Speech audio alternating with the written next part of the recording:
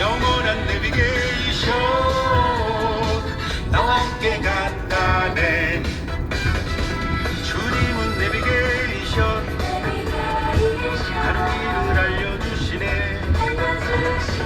영원한 내비게이션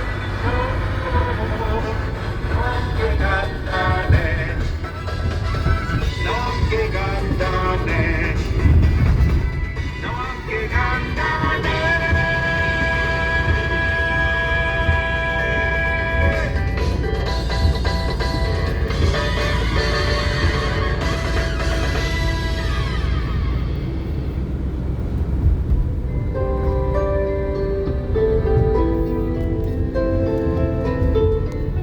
마음 깊는 두레박.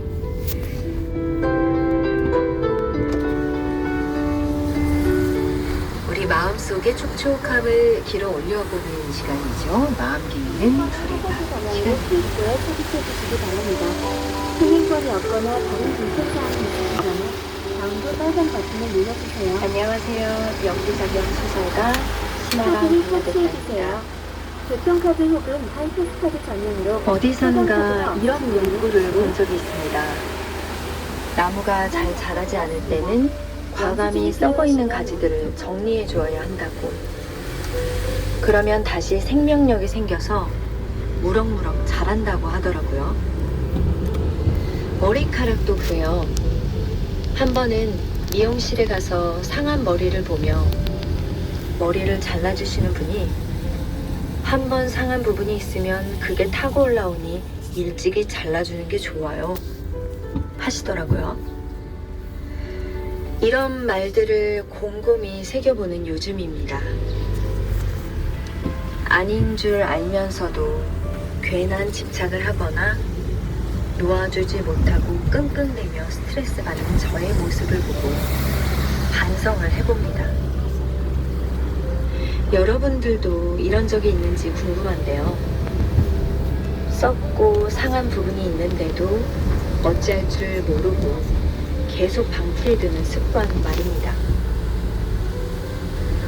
그런데 이런 것들을 과감히 잘라내는 것은 용기가 필요한 일입니다. 왜냐면 이것들 모두 나의 일부분이었기 때문입니다.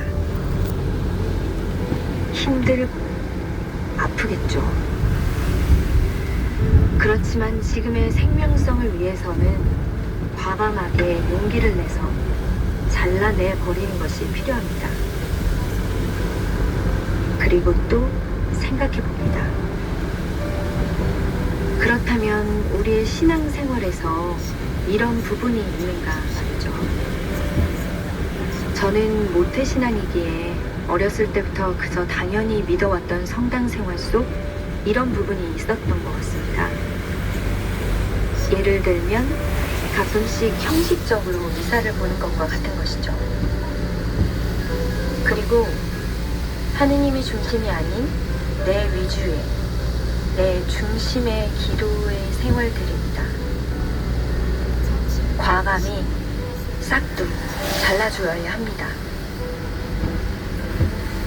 신앙생활에서 하느님에 대한 믿음의 생명력이 퇴색되어 간다면 과감하게 결심을 해야겠죠. 좋지 않은 습관들, 정서들을 싹둑 정리하고 하느님 앞에 선다면 우리의 믿음은 더욱 생명력을 얻을 것입니다.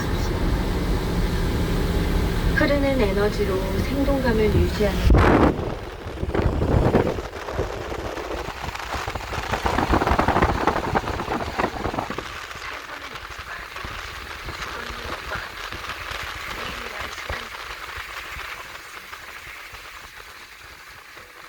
이런 것들에 익숙해지지 말고 계속 넘실넘실 흐를 수 있도록 한다면 이 삶이 믿음 안에서 더 유의미해지지 않을까요?